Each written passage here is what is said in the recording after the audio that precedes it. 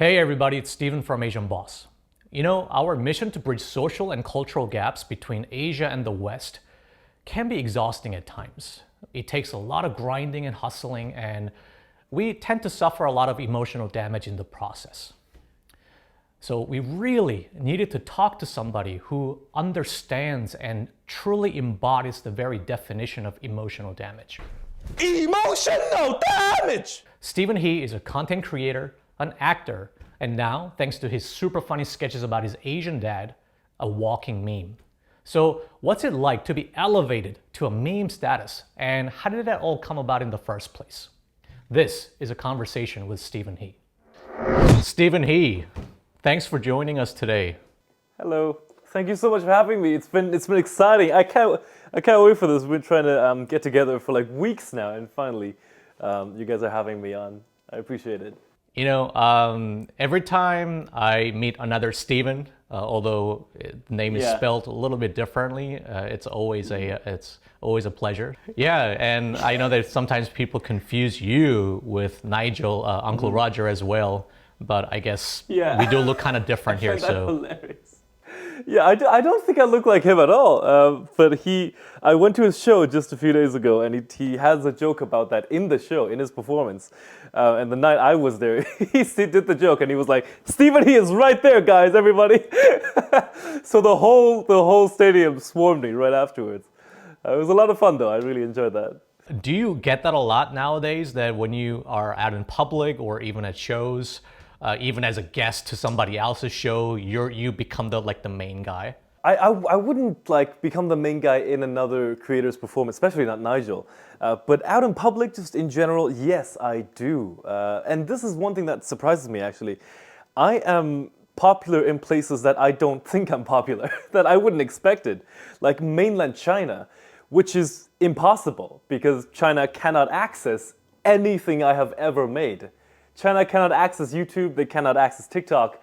So the fact that I'm huge over there just blows my mind. And stuff like, I was in Arkansas shooting a film just a few weeks ago, and I met probably one Asian person in the entirety of my month there.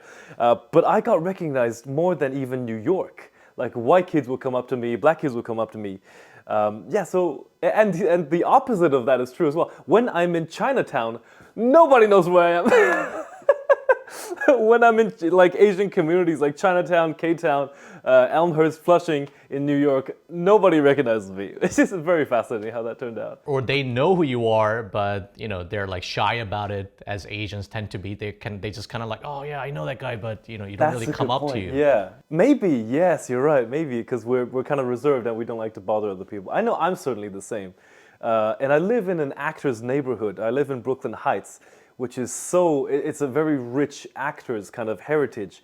The first time I moved in, a funny story in a second. First time I moved in, my neighbor, a girl, came up to me and she was like, "Hey, what's up? I'm your upstairs neighbor. Hey, nice to meet you." She was nominated for an Emmy as she spoke to me. It was Sarah Goldberg. And she told me she got her apartment from Adam Driver, who used to live in this building as well. Wow. And the story I was going to tell was one day I just walked out. And I'm used to getting recognized, right? I'm used to people coming up to me. So I'm on my way to the gym, just literally outside my door. I noticed a pretty tall white guy just staring at me, hardcore staring at me. And I was keeping it to myself. I didn't think much of it. I was like, okay, just going on my way. And we were walking towards each other, just about to pass each other. Last second, I look up. It's Matt Damon. Holy shit. So yeah, it's really fascinating. Did he recognize you? He was staring at me really hard. So I probably. Wow, that's awesome. But we're neighbors probably 2 blocks away. This area is full of actors. I really gotta get myself to New York. I've never been to New York actually, so. Oh, it's a lot of fun. New York, it reminds me a lot of China, Shenzhen, where I grew up. Except it's like a huge equalizer where no matter if you're extremely successful or anyone else, you're in the streets together and you ride the same subway train. And you, the same homeless people come up and shout at you. So I love that, the kind of like everyone's in it together, no matter what status you are. I find that really cool about New York. Awesome. So when you do meet people these days, how would you introduce yourself? Do you consider yourself as a content creator, or do you say, "Oh, I'm an actor"? Because people might recognize you more from online viral videos and sketches rather than like they probably don't know your true profession, Yeah, right? that's 100% true. Yeah, now I introduce myself as an actor and comedy sketch creator because it's quite specifically what I do. But yeah, you're absolutely right that people know me more as a content creator than an actor now. Whereas I've been an actor for 10 years. I started when I was 13 years old. I'm 25 now, and I have a degree in acting, and I'm in shows like Comedy Central's Aquafina. But it is a bit strange, being an actor always, and now all of a sudden anyone who recognizes me goes, "Oh my God, you're the emotional damage guy," which I find really funny. I get a great kick out of that. It's how it currently is, and I know certainly the emotional damage meme is going to slow down in popularity, and then another project of mine will get bigger. It could be traditional, it could be new media. I could create entirely new characters that completely overtake Asian Dad and emotional damage in the future. So it's a great wave. I don't get like, I don't feel bad if anyone like pigeonholes me into like the emotional damage guy, because I'm quite proud of it, and I'm glad I brought laughter to people. And I know other projects are going to come, and next I might be known as the I don't know, the Star Wars guy or whatever I get cast in. So yeah, that's how I generally get recognized now. It's interesting how you say that you've been actor for 10 years, because I bet you most people actually don't know that. I was also talking to Uncle Roger, Nigel. He's been doing Yeah. comedy for a long time. So it's almost like, Yes, yeah. it's not like an overnight success story, right? It's you guys been sort of like planning this for a long time, and you're just honing on in your craft, and then you sort of like meet the right opportunity at the right timing, and then boom, everything just blows up. Yes, that is a topic I'm really, really passionate about, and I really want to share with everyone because I think it's important, and media kind of misrepresents it, which is the idea of like success, of fame, of success in your field as a performer. That means a lot of views or significant projects like movies and stuff. I you probably have seen this if you see my content. I proudly created a culture where there's like 5 million people calling me a failure. And I wore that so proudly. I named myself the CEO of failure management, and that's kind of true. So the kind of insight that I want to share with everybody is I started acting when I was 13. Then 17 years like I got a bachelor's degree in acting, and then 20 years old I went to one of the most prestigious acting schools on the planet, the Neighborhood Playhouse, with Oscar winners like recently Alison Janney, and classically Gregory Peck, Michael Douglas, Diane Keaton, Steve McQueen, Robert Duvall, James Caan. There's so many Oscar winners out of our school, and we kind of have that extremely high prestige. But even with all of that, I still got rejected over 3,100 times as an actor. So that means I would submit to a movie, they would reject me, or they would ask me for an audition and then they would reject me. So that's a total of 3,100 rejections. And then I went into creating content. I thought it was during the pandemic. There weren't a lot of productions going on. So I still wanted to bring value to people. And I thought, hey, I'll make comedy sketches. I'll use my skill set of being an actor. And I learned 9, 10 new skill sets like editing, writing, directing, producing, cameras, lighting, sound. But what the people see, how Asian parents flex and the emotional damage thing, but they don't see the 220 videos I made that nobody watched. So that's the insight I want to share with everyone, that success doesn't look like red carpets and millions of views. Success looks like getting rejected thousands of times, and again, another 100 failed videos and another 100 failed videos. I think that's important because I didn't have that. So when I went in, reality just hit me like a bus. So that's why I wear that badge so proudly. I am the CEO of Failure Management. You seem to have the personality type where you don't let that phase you. Now, is that Is that true, or you do get stressed, or you sometimes maybe it got to do with your multicultural background, where you've just been through so much shit, and you've lived in so many different places That that is people so people true. don't even know that you're like okay with dealing with adversity because you've just been through so much shit anyway. I have been through a lot. Let me think how. Well, the difficulty of growing up the way I did, I think, was being thrown into extremely difficult situations. When I was 8 years old, my mom just brought me to Ireland and threw me into a school with no help at all. There's no one in a mile's radius that spoke Mandarin, and I didn't speak a word of English.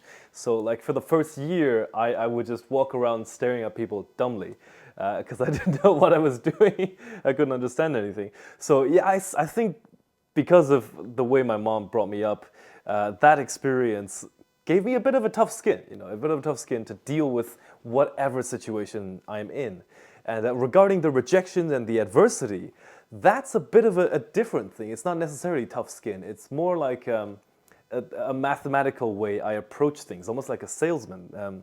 And I think of things like there are lucky people, of course there are. Like I know some of them. There are lucky people that land, Lord of the Rings their first year out of school and never Wow. had to face the rejections and stuff. But then there are unlucky people, and here's how I look at it in everything I approach, from acting first and then content creation second, which is there are two kinds of legitimate lottery winners.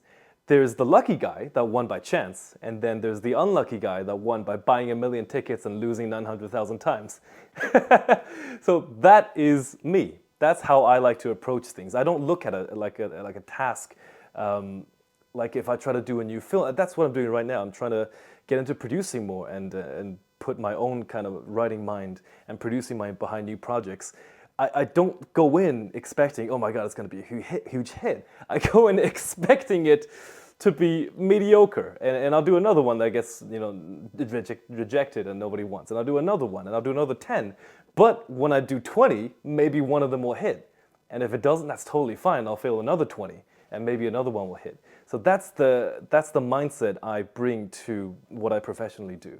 So when you say you grew up in Ireland, is that something that it just happened? Why Ireland in particular, as opposed to other countries? That was my mother's decision. It was because my mom had family in Ireland and she wanted to go abroad. So she had an uncle there, and her uncle was very, very kind to help us kind of move there, get used to Limerick. And my mother met an Irishman as well, who she married and became my stepdad. So that's how the whole family went over. Just, as soon as I start talking about Ireland, my accent's going to come out now. Yeah, so I went there when I was 8, became Irish, and grew up between China and Ireland afterwards. I was in Ireland for 3 years, China for 3 years, Ireland for another 3 years, then off to college in London. Like you could say that you almost like embody the Asian culture and Western culture at the same time, and you just sort of become this like 1.5 Absolutely. generation, I guess kind of like me. So I would imagine Yeah. that you probably have a lot of like identity crisis, or probably wanting to fit in or something like that, or you're pretty cool with like, no, I'm Chinese, That is a really good question. Yeah, that's a really good point. And I do often think about that. Like where do I belong? That is indeed a question, because even when I go back to China now, I speak Mandarin natively, of course, so they can't pick anything up from my accent, but just the way I behave, like the way I shake people's hands or the way I hold my head up, they look at me and kind of think I'm a foreigner. When it comes to like shaking hands, and I don't know if this is like Yeah. a East Asian thing, but even in like Japanese or Korean culture, you have to like shake people's hand really softly, right? Because if you give like a really Yes, hard it's the handshake, polar opposite. yeah, it's Yeah. considered rude, especially to an older person, right? Yes. Oh, yeah. That's a whole culture there. Whereas in Ireland, like every adult that I meet is like, shake my hand firmly. They'd like crush your They hand don't. pretty much. Yeah. Right. They don't like a soft handshake. So yeah, back to the question. When I'm in China, I kind of don't fit in. Like people don't see me as one of them. And in Ireland, of course, I'm Asian, so I can't fully call myself Irish. So that's why every time I introduce myself, I'm Chinese Irish. And I don't introduce myself as Chinese anymore because I don't have citizenship. And I don't introduce myself as Irish because people ask, where are you really from? So I introduce myself as Chinese Irish. Yeah, and I came to America 4 years ago, but the United States is very, very welcoming. People are more used to diversity and they're used to seeing internationalism. And so I was able to put down roots and make friends, I think a bit freer, not carrying that feeling that I'm different or I don't belong here. Yeah, so I quite enjoyed coming to the United States. Why did you come to the United States with specifically wanting to act? Like, when did you know you wanted to get into acting? I got into acting when I was 13 years old. It was because of one single experience where I did a play, and that play ended up making a kid's day because it was his favorite kind of character. It was a play about a cartoon, and just seeing how I was able to make other people happy, you know, the audience. These kids are huge fans of that cartoon, and seeing the smiles on their faces, that was it. I realized there's nothing else I'd rather do than that, to bring joy to people, to bring laughter to people.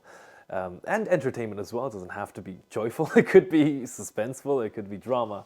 So that was when. And when I was 17 years old in Ireland, it was a pretty clear choice, right? Because you were a Chinese-Irish kid wanting to be an actor in Ireland who probably makes 5 films a year. And I can guarantee you, not one of those characters are Asian. It was pretty clear that no roles would be available to me as an actor in Ireland. So that's when I looked at other places. At first I looked at London. You know, London was just an hour away from Limerick by flight. And I went there for my bachelor's degree. And then I looked at the United States and how at the time, I think there were more Asian roles in the United States and just more roles overall, because the United States makes about 400 films a year, which is far bigger than UK. So it was completely career driven. I never thought of it as I like a place or or I have a friend there or a family there. In fact, it's quite the opposite. When I went to the UK, I didn't know one Englishman. And same thing when I came to the United States, I didn't know one American. So it was like the same experience being dropped into a completely strange country and have to adapt. Actually, I'm quite interested in sort of acting myself, although I've never done it. But I was under the impression that is this something you either get or you don't, right? Either you have or you don't, or is this something that you can be trained on? What do you think? Acting itself is behaving truthfully under imaginary circumstances. And that is a skill, not a talent, which means anyone can obtain that skill. Where talent comes in is what lives within you. So every person, every human being, our subconscious brain, or the way our bodies work, we have everything we've experienced living within us. So I have that time when I was like 5 years old and my ice cream cone dropped to the floor. That experience, even though I barely remember it anymore, it still lives within me. Every single second of our lives kind of create what is you. And so that is what talent is considered in the acting industry. You could have two human beings, two both perfectly capable actors, capable of behaving truthfully, do the exact same monologue or play the exact same character, but because of their talent, which is because of everything that lives in them, they will have drastically different performances. But yeah, baseline, a capable actor is able to behave truthfully and do what is kind of required of them. That is a skill, and it can be learned, I believe. And is that something that you like realize that, hey, I'm actually pretty good at this? Or is that something that you really had to train hard on? Oh, I had to train really hard on it. I was terrible. And what I love is that I know that. I know I was terrible. When I see some of your actual acting performances, like, you're really good. And I don't think like most people realize that. And there's different styles as well, which is a whole other story when you're performing in realism, when you're behaving like a real human being would, versus when you're performing in a stylized, heightened reality, like a cartoonish matter, a ridiculous matter, or even you could say screen versus stage. They're drastically different. A fantastic stage actor is very different from a fantastic screen actor. because a screen actor definitely does not. This is a true story, my own story. I have been doing stage for the longest time. I've done 56 stage shows across China, New York, New Jersey, London, and Limerick. And when I first went into screen, which was about when I was 20, 21 years old, I remember our director, the camera's like right here. The camera's like, what, maybe 1 foot, 2 feet from me. And of course, you have the boom right above you. You have your own lavalier in your shirt. And I remember I'd do the performance, and the directors would be like, "Stop projecting. You're speaking so loud." And then I'll do it again. And he'd be like, "Stop projecting." And I'll do it again. He'd be like, "You're projecting to the last row. There is no last row. The camera's right there." So, just within formats, there are many different styles of acting. So how do you then get into this like top acting school? Because I think people probably are not that familiar with, is there such like prestigious school like that, and how do you get in? Is that something that you get accepted into, or do you sort of like anybody can apply and get in? No, it's not that easy at all. I'll speak to my specific school, and I know there are many that are far harder. My specific school is named the Neighborhood Playhouse School of Theatre, and they are a conservatory, which I think that a conservatory is what we call an academy in the UK. I'm not sure if that's the exact wording, but they only teach acting. They don't teach writing, directing, cinematography. They just train actors. When I went into the school, I had already my bachelor's degree, so I had some knowledge to what being an actor was about. They accepted, I remember, 72 of us. I don't know how many applied, but I know they accepted 72 of us. And through the 2-year process, which was the entire length, the entire duration of the conservatory, the school would not graduate anyone they do not kind of approve. So they would actively just expel you. In my year, we started with 72, and 32 graduated, I believe. 32 graduated. So they kind of kicked out more than half of our students. So there is very much a control of ability. You have to be capable enough to call yourself a Playhouse alumni, otherwise they'll expel you. Yeah. Man, and then you got through all that, which I'm guessing wasn't easy. Yeah, it wasn't. It was extremely helpful in terms of actual acting training. It was more helpful than my bachelor's degree, that's for sure, because the bachelor's degree involved like 80% writing essays and reading books, whereas you actually rarely got to be on stage. But in the conservatory, in the Neighborhood Playhouse, it was all stage time and screen time. They also taught screen acting as well. So the experience plus the genuine world-class training of the Neighborhood Playhouse very, very much made me better compared to me before it. Yeah, that was extremely significant to me. And that's how I can confidently walk onto a set knowing I can execute, knowing that if the camera, this is a true story. This one time, I had a shot in a movie. It was the most simple shot. It was a close-up, like, I don't know, probably a 50 millimeter. The camera was very close to me. They rolled. I had a goggle on my face that I had to take off, and tears were to roll down my face. So that was the shot. Like, action, goggle, tear, camera pans away, cut. It was like 3 seconds. It was a really quick, really easy shot. We had to do that 20 times. 20 times I had to manifest tears because the extra walked in too slow, or the focus puller was soft, or every time the clouds came out, sound, there was a plane. I just remember that experience, and that's where my training from the Playhouse made me feel comfortable and capable, because I know that I'm a skilled professional, and I know if we were there for 100 takes, I would have nailed 100 takes, tears down my eyes and all. So that's what the distinction between me before the Playhouse and me after the Playhouse is. I knew I was a capable professional. That sounds legit. Like, I just don't think that's something that anybody can just do easily.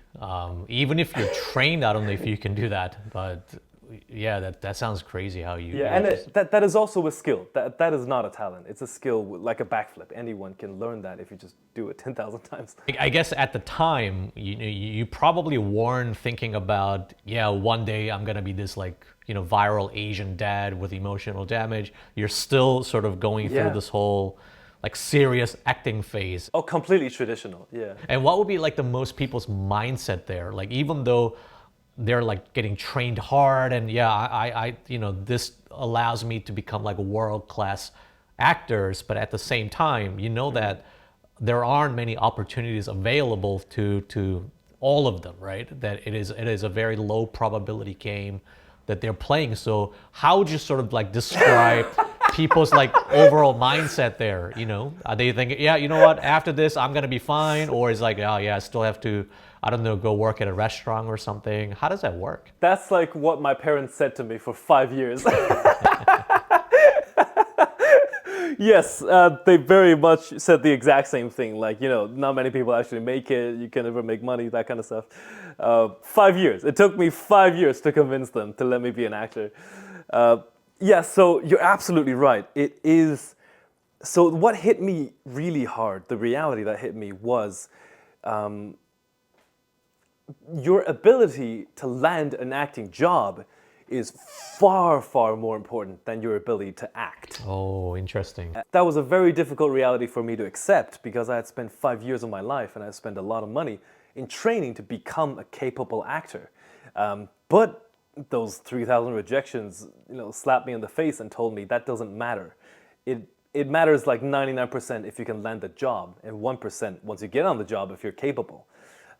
So yes, I would say people going in, it is healthy to have that insight of the reality of it. Just to know that every time you're going up for a role that is significant, I'm talking about a leading role for a project that people will actually see, like a TV show, like a Netflix show, like a big movie, you're going up against about 40,000 people for that one role. 40,000. So raw 40,000. 40,000, yeah, 20,000, 40,000 for a role like of that size. And that's not even to begin with. That's because the A-listers had already passed on it.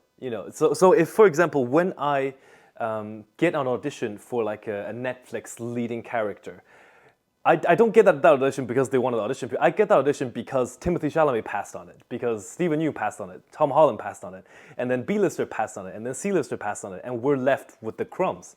And now they open it up to like 40,000 people. And just looking at it statistically, you know the chances, right? The chances aren't exactly that great. And then add on top of that, there's always 10,000 people prettier than you. There's always 10,000 people, taller than you, or is better fitting the role, or whose dad is the head of Disney. So yeah, it's healthy to have that insight of what is actually reality. And I didn't. So when I went in, I was all bright-eyed. I was like, oh, I'm gonna land parts. I'm gonna do a lot of roles. But those rejections kind of put me into perspective, and that's what I would kind of share with people who are considering going into that career.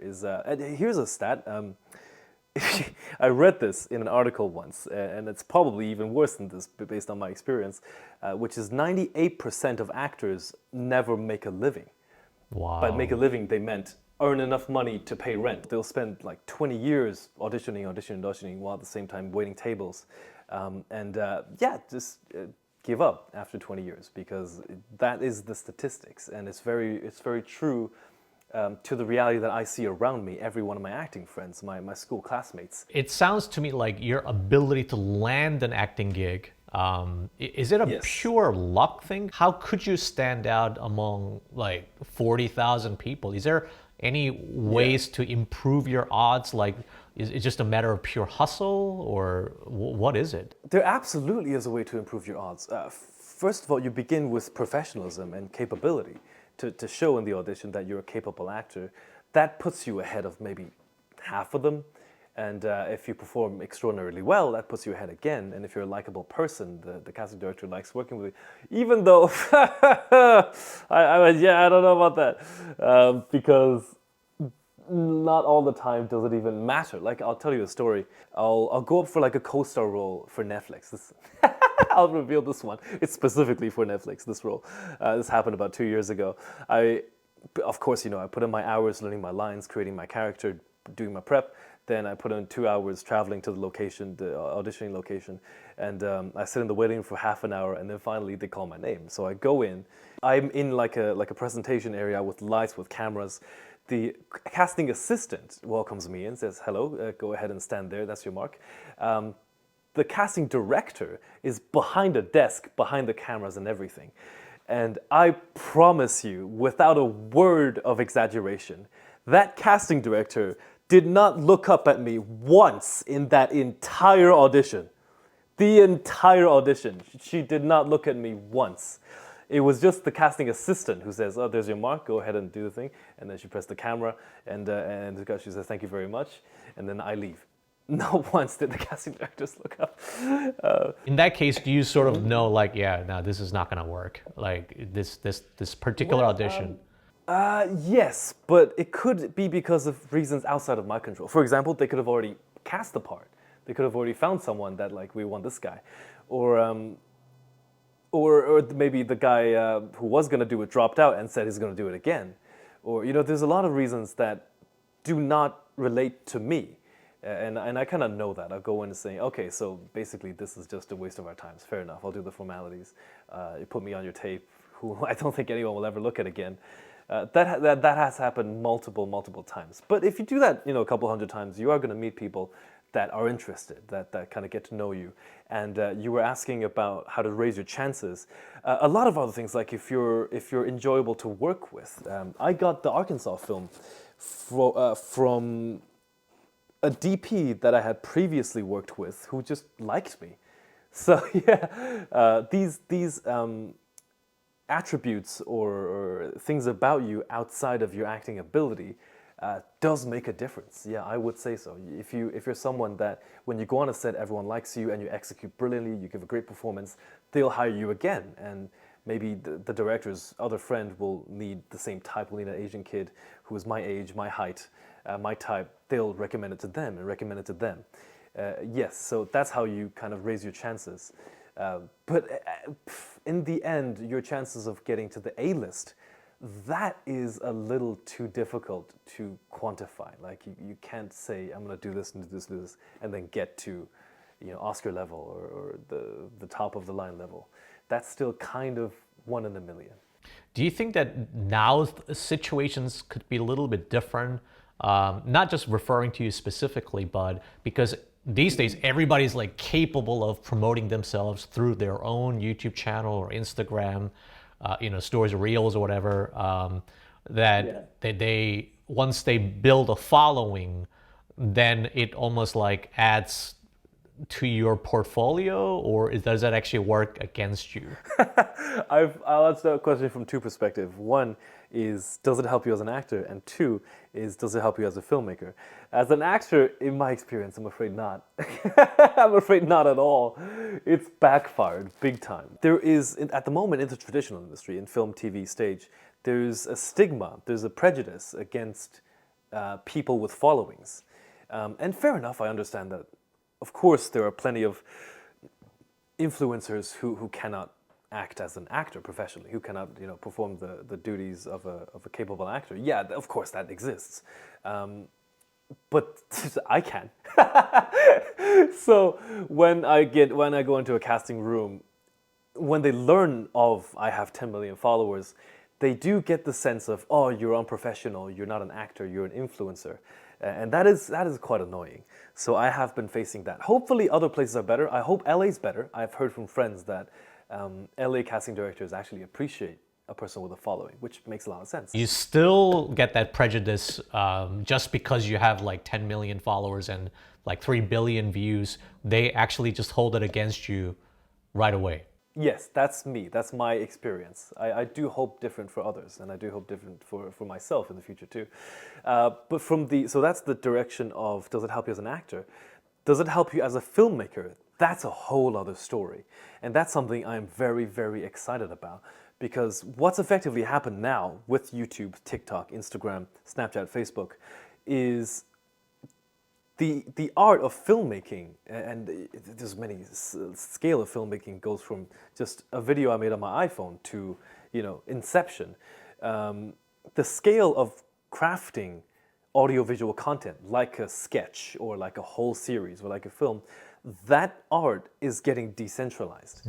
And that is the best thing ever. I'm so passionate about this. Imagine 50 years ago, in order to be a filmmaker, you had to have millions of dollars to pay for the film, to pay for the crew, to pay for the location, actors and stuff. So if you wanted to be a filmmaker 50, 70 years ago, you just had to go to the most powerful people and say, can I have $10 million to make this film? I really want to make this film. And you're at the mercy of those powerful people. They single-handedly decide whose film gets made, whose film doesn't.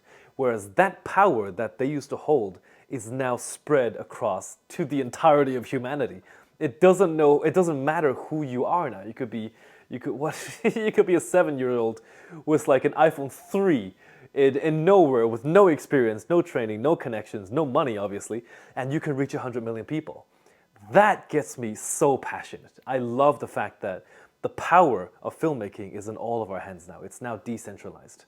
But do you see yourself now more as an actor, or do you want to now start pursuing filmmaking as almost like a producer? Which one do you actually want to pursue more? I'd always like to act. I don't think I'd do any project where I'm not acting in. So if I'm producing something, I must be the actor. I wouldn't produce somebody else's thing. That does not interest me that much. Well, that's great because you could just like make yourself a leading man and just do all the cool things that you always wanted to do, and then just put a story around it. Yes, right? exactly like that. Yeah, yeah. Next, for me, it's figuring out the producing side, and that is difficult. I'm going to need a lot of time and help to figure that part out of how can I make a production without losing money. If I can figure that out, I am happy. If I can, have 15 people on my crew and use cinema level cameras and make a production and not lose money, I would do that all day. I'd do that for free all the time. But it's not easy at all because once you go in like 100K into a budget, then you've got to make that back, right? And you don't know if your film is gonna get that monetization through however you want to monetize it, through licensing it to platforms or yourself, distributing yourself, or sponsorships and things like that. Going in that, yes, I like producing a lot. I think it's a lot of fun getting people together. I love the teamwork aspect of it. That's the distinct advantage that filmmaking has for me above content creating, which is my YouTube channel. I've already made 281 videos, and the one thing that I kind of do not like about content creation is that I do it alone. So it does get kind of lonely. How I make a video is I'll write the script, I'll coordinate with my manager, and we'll speak about the business side, the sponsorships and stuff. Then I'll take my script, which takes ages to write. I don't have a writer. I need to find one. Then I go into designing everything from where I'm going to shoot it, the shots, the lighting, the cinematography, the costume, the set, sound, the props. Then I prepare it for production, and during production day, I do absolutely everything. I set up the lights, set up the camera, do my own costumes, set light props, get my audio together, mic myself. I roll camera on myself, then I step in front of camera. I perform the entirety of that character for the script. I cut camera, change costume, flip the entire set around. That includes everything again, set, lighting, everything. Roll camera, step in front of the camera, perform, cut camera, and do everything post-production. I data wrangle everything. Then I strike the set. Then I color grade the footage, sort the footage, edit it, and upload it. I love everything that I do. It's just that I wish I had people I worked with. I wish I wasn't alone. So going forward, how I think I could help that is by building that team, by building a writer, an editor, a camera op that shoots with me, other actors that appear in my videos with me. And once I have that team built and we can continue to create content the way I do on my YouTube channel, then I don't see much of a difference. They're both filmmaking. Yeah, I don't see much of a difference from creating these comedy sketches to, hopping onto someone else's set as an actor. I would very much enjoy my content creation exactly like filmmaking once I have my team built. Yeah. Well, that is an exciting goal, and I feel like you're gonna get there soon. But I guess since you talked about the scripting and everything, you obviously love writing, and then you're obviously a very creative person as well. But how do you come up with like a concept like Asian Dad, especially after you graduated, you're a professional actor, and now you're like, I'm gonna start doing comedy sketches. Like, how does that come about? That story, Asian Dad. Yeah, you're right in that it's not even close to what I'm professionally trained to do because Asian Dad cannot perform in realism. Yeah, my character cannot be in realism. He has to be cartoonishly exaggerated. You know, he has to be ridiculous. So how that character came about was I didn't even think of creating the character. I thought of creating a sketch where it's kind of based off an experience I heard my uncle do. My uncle in China, he used to, whenever he would get calls trying to sell him something, he would flip the script and try to sell them something. The call would come in and say, "Hey, we noticed your car warranty is down. We have this offer for a bloodline car warranty," and he would just straight up, "You want to buy the car? I'll sell you the car. No, I'll give you 50% off. I got 2 cars. You want them? I could give them to you tomorrow." He would just start trying to sell them things, and I thought that was the funniest thing. So I looked at that and I went, "Let me write a sketch off of it," and I wanted to do kind of my uncle because Chinese people are really good at that. So that's when I just made an exaggerated version of my own accent when I first learned English, which is it's just speaking English with tones of Mandarin. You know, la la la la, just speaking English with those tones, and made that sketch. That sketch did okay. It didn't do very. It's probably on like 20,000 views at the time. But I liked that character. I liked showing. The funny side of growing up Chinese, you know, the funny side of bargaining with people, of when your parents compare you to your neighbor's kid who got into Harvard. That stuff, to me, that was so relatable. And I'm glad to see that to a lot of other people that was relatable too. So yeah, Asian Dad gradually grew out of those sketches that I want to make about my childhood. And eventually he became a fully fledged character with, you know, he's the CEO of Beijing Corn, he's the CEO of Failure Management. He came from China. But that's how that character came about. When did you know that like this emotional damage thing is gonna take off? Because I mean, like the views are insane, and you know that there's something that deeply resonates with not just Asian people, but just pretty much people anywhere, right? Yeah, that I cannot take credit for emotional damage at all.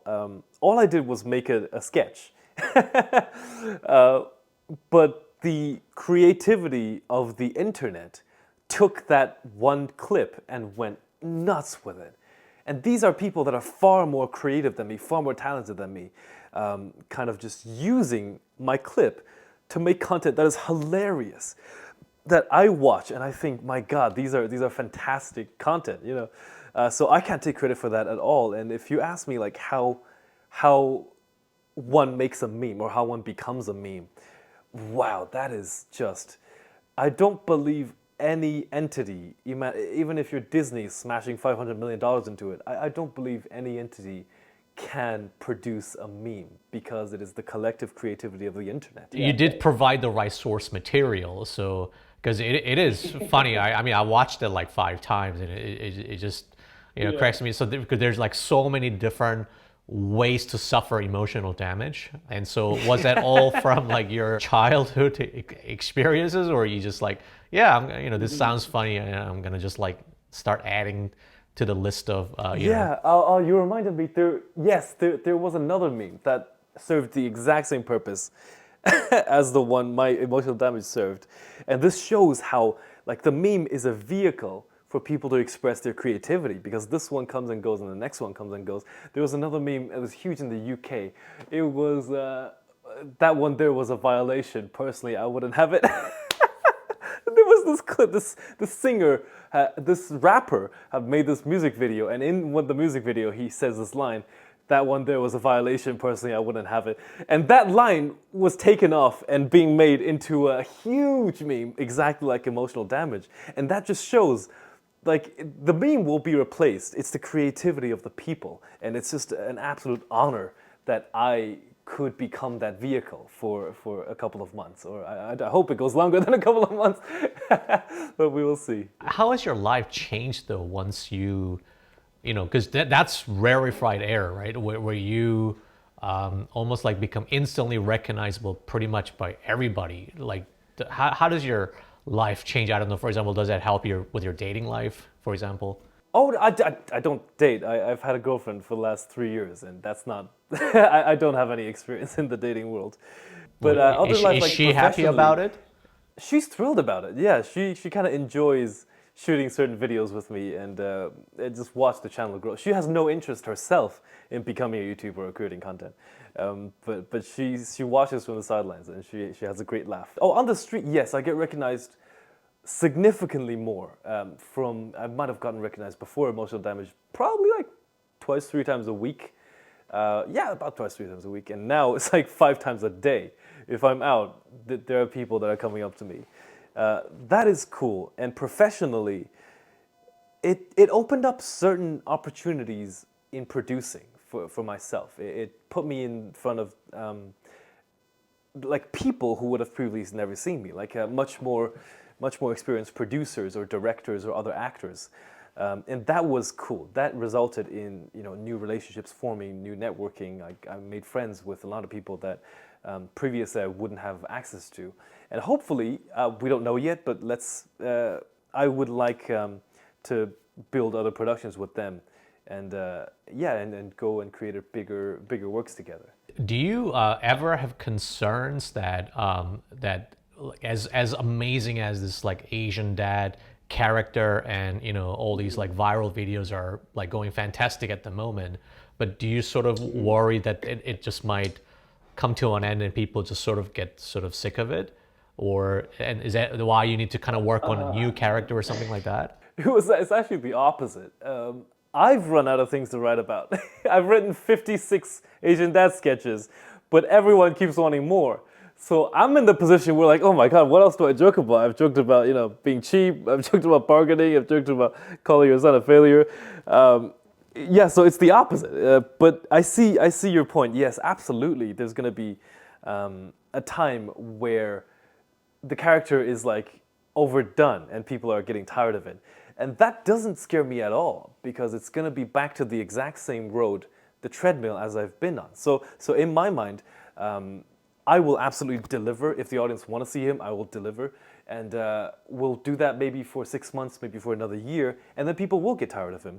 And I will start trying new things, and which right now I have an idea for a sketch channel that is very, very much different. I wanted to make a sketch channel about my field, my acting, film productions, being crew, producing. That's another kind of new path to go down. But the way I think about it, which is exactly the same as I described before, is yes, Asian Dad's going to lose popularity, and I'm going to try something, and it's going to flop miserably. And I'm going to try another thing, and it's going to flop miserably. I'm going to try 5, and it's going to fail. I'm going to try 20, and it's going to fail. And I'm going to try another 100, and something may hit. And that's the mindset I bring into all my future projects. So it doesn't bother me at all that people may not like my next 10, 20, 50 things. Because, I'll get there. That's a very interesting way of looking at things, because you're already prepared to effectively fail, and you know that sometimes it's hit or miss. Mm-hmm. But like, where does that mindset come from? Because it's got to be based on some sort of a foundation of optimism, right? But do you ever get like super down on yourself or get depressed? We think maybe not right now, but maybe even just before when you were struggling, maybe during COVID or something. What was your like lowest point? So I see what you mean. Yes, it is a very optimistic mindset. It was grounded in actually reality. I'll go into that right after I answer your question. My lowest point, there were many days, I suppose, in like video number 150, 180, where it was getting nowhere. There were no views, no subscribers, and definitely no income, like zero. I'm pouring in thousands of hours of work for zero. Which there are moments where I think I would have made more money had I just waited tables, And I would call my mom, and I would say to her, "Mom, I'm scared. I don't know if this is ever going to become anything." Those would be my darkest points. But how kind of that changed and how I adapted the mindset that I have today was I wanted to become successful, as most people do, and I thought I didn't know how to. I was like, how does one become successful? So I didn't know. I came up with a plan. I was like, I'll research, I'll study. So I looked at hundreds of people that I admire, that I want to be like, from Kobe to Elon Musk. I'd call my uncle and ask him, "Hey, how did you make your first $1 million?" And I call my friend and go, "Hey, how did you do that?" and I call like an influencer, how did you make a million subscribers?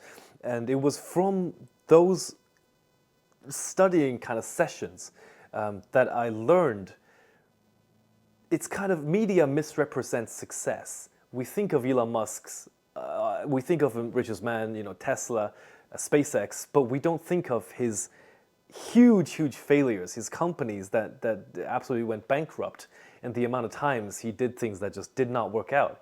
Same with Kobe. We think of his winning moments. We don't think of all the shots he's missed. Yep. Looking at the reality, it opened up more and more to me as I was going through that journey. I was like, oh my God, I can't believe this guy failed that much. I can't believe that guy failed that much. I can't believe this guy failed that much. So from a huge collection of, I guess, knowledge, here's some examples. These examples really hit me hard. I looked at people in my field. Leonardo DiCaprio was an example. I watched his interview with SAG-AFTRA where they talk about how he began. And Leonardo DiCaprio had an entire year of only rejections. An entire year of auditioning, not landing one single role.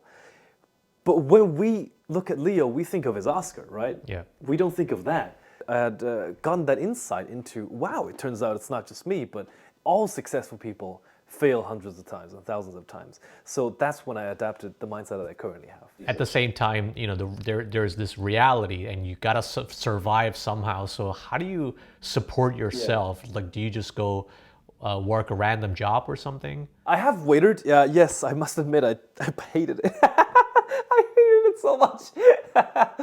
But largely, my mom and dad supported me financially. They helped me pay rent.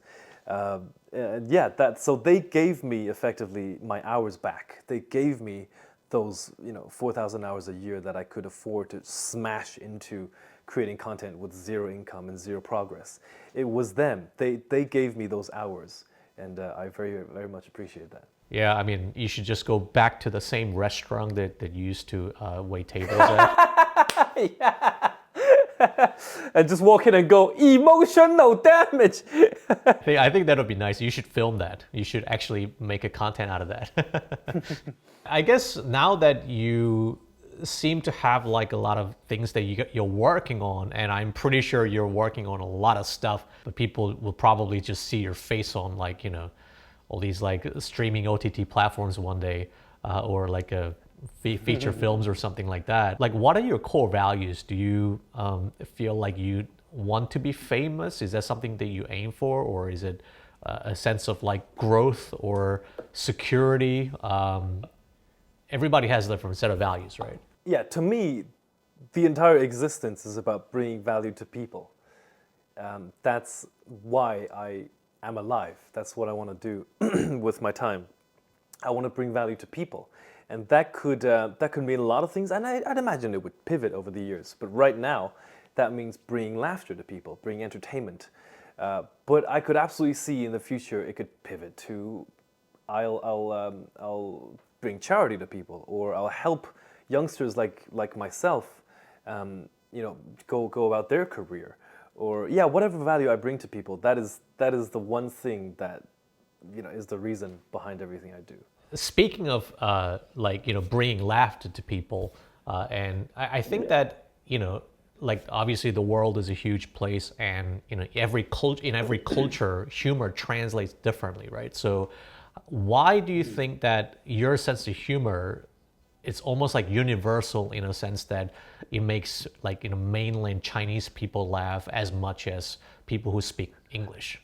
I think it's because the sources of all the things I joke about is primarily human. It's absolutely human, as much as like a lot of people don't want to admit it. Everyone's stingy. Right? And all parents want their children to do well, and everyone has insecurity of their achievements and all of that, and it's an amazing number of parents across the whole world, across every single culture, have insecurities about their achievements, so they put that onto their children, and they project this, you have to be a doctor, you have to make $1 million, that stuff. The reason that's so relatable, because the reasoning behind it is all primal. and that's something humans cannot escape. We all share those feelings. So I think, yeah, I think that's why a lot of people relate to the specific examples. When you do your comedy sketches, like especially for the Chinese platforms like Douyin, do you sort of like speak in native Mandarin? Is that, and you do the similar skits? I've actually never created content for any Chinese platform, so I have never uploaded a piece of content to China. Though I could see that as a possibility in the future. Yeah, I think that would be cool. I did ask people who would come up to me and says you're huge in China. I always ask them, like, how? How? Yeah, exactly. How? You know. Yeah, and I asked them as well, do people understand me? Because when I lived in China, not all of my friends spoke English. I didn't speak English, so I couldn't expect them to. But they said, well, first of all, a lot of the edits that people do when they upload me in China, they edit subtitles on, so fair enough, they can understand. And they get a real laugh out of the cartoonishness of the character. Yeah, but I could totally see in the future I'll start making content for mainland China as well. It would be remiss if I didn't ask you this question, but now that you're effectively huge influencer slash public figure almost, like what kind of haters do you get and how do you deal with them? That's a great question. It's been a while since I've even thought about that because a couple of months ago I decided to not really look at that anymore. So I delegated all of my inbound requests, emails, things like that. And so I no longer look at as many hate things as I did before. But yeah, before that there were a lot. Like most of them were pretty general. Were pretty like, oh, you're crap, or you should die, or the pretty general stuff. It's rare to have something that actually, it's rare to receive something that actually had meaning behind it, had weight behind it. Yeah, regarding my community, the Asian community, the response has been shockingly like deep. As in, like, here's a message I get a lot. A kid would message me and say, like on Instagram DM, and I apologize, I don't look through all of them. I do look through as many as I can get through. But they would say like they're the only Asian kid in their school, and they weren't so confident. They felt like they didn't belong. But now everyone walks around screaming emotional damage, so they feel a lot more confident about being themselves, and they're cooler, right? People will hang out with them and then just think they're cooler. So that is an impact that I didn't expect, but I'm very, very honored to have. I can think of like two specific sort of examples of the type of hate you might get, but I don't live in America, but even I get told this, that sometimes like you don't want to be reinforcing like a negative Asian stereotype and things of the nature. And like I personally don't necessarily feel like offended by it at all. I think it's just funny. But why do you think some people say that? There's a very important distinction here. People don't hate because I made a piece of content. People hate because they're hateful. The reason behind the attacks and the abuse and all of that, it's pretty clear, right? Whether or not I made the video, they're going to be themselves anyway. So to connect my content to hateful people is not right. That is not real. In no way does that make any sense.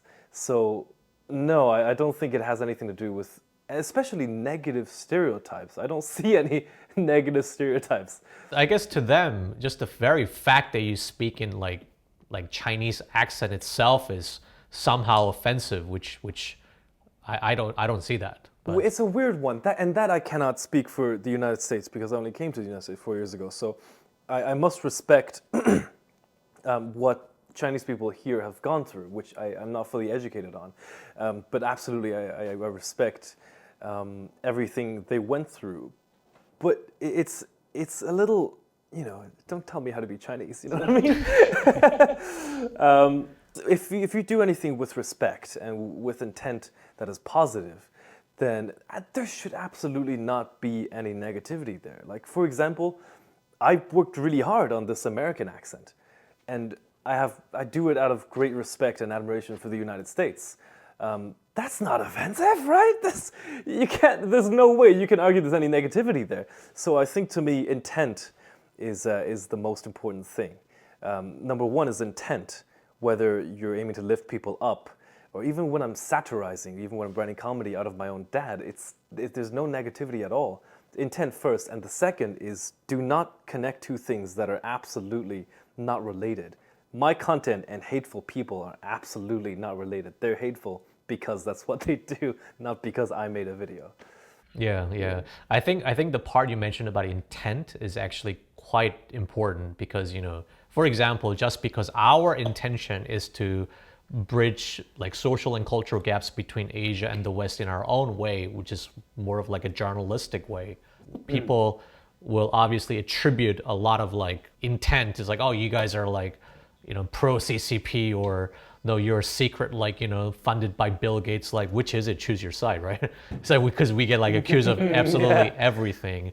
But I guess comedy is a little bit easier in that sense, that people know that you're just trying to make people laugh, whereas we're like sort of trying to bring the truth. Yeah, right. 'Cause comedy comes with, and of course my characters are scripted, so rarely do people listen to me and think it's like me as a person. I'm not really a person. I'm playing a character, a scripted character.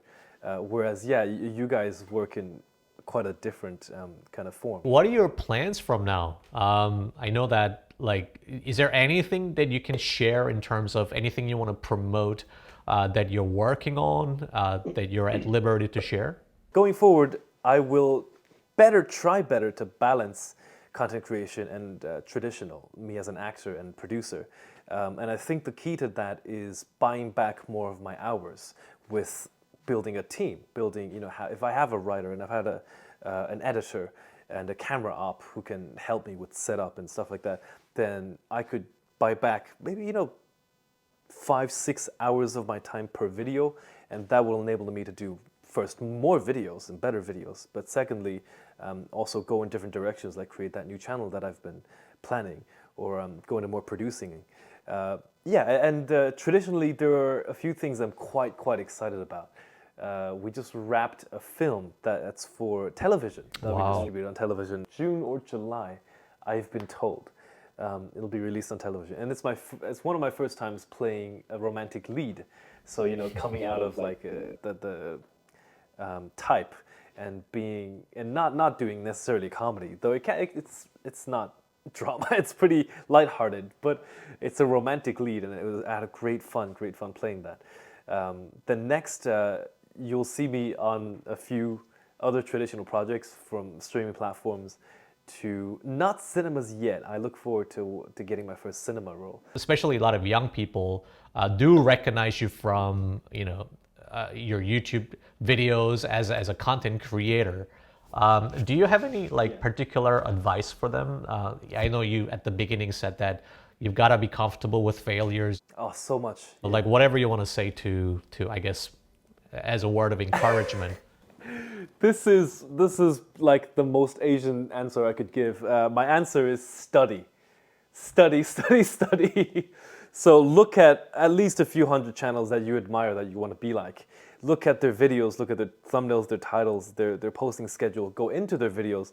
Look at what kind of editing they do, what kind of writing they do, what kind of performance they do. Are they in realism? Are they exaggerated, cartoonish?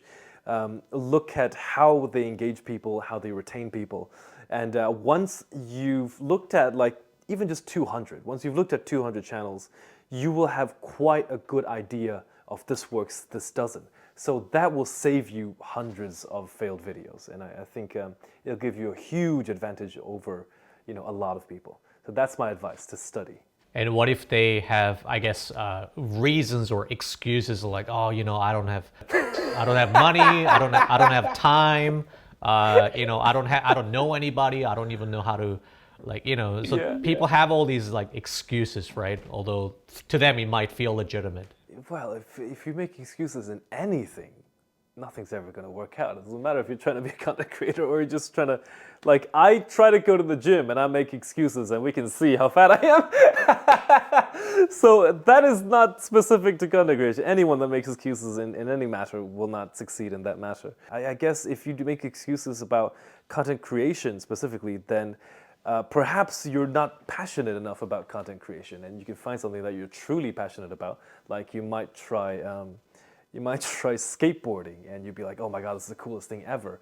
And perhaps that passion can carry you through difficulties beyond you previously would, that you would previously make an excuse about. I think that's the perfect answer. That, I think, yeah, the only thing that'll make you power through is if you truly care about and you feel like it doesn't feel like work, right? Yeah, yeah. So they don't bother you, the knockdowns. Yeah, and you're the living example of that. So hopefully people recognize you as more than just an emotional damage guy. That you do have that mental toughness and grit to be able to just like do whatever the hell you want to do and just be super successful at it. Like, I have no doubt. Absolutely. Yeah, and I'm honored to bring that value to them, to bring those laughs to them. It's a great honor of mine. Stephen, we'd love to catch up with you in person, whether it be New York or Seoul. But Great. either way, we should talk again soon. And yeah, please use me in one of your videos. I'll just do anything. Great, great. If you're ever in New York, definitely tell me. I would love to meet with you. All right. And yeah, we'll talk again soon. Thanks for your time. Okay, thank you very much. It's an honor. Thank you.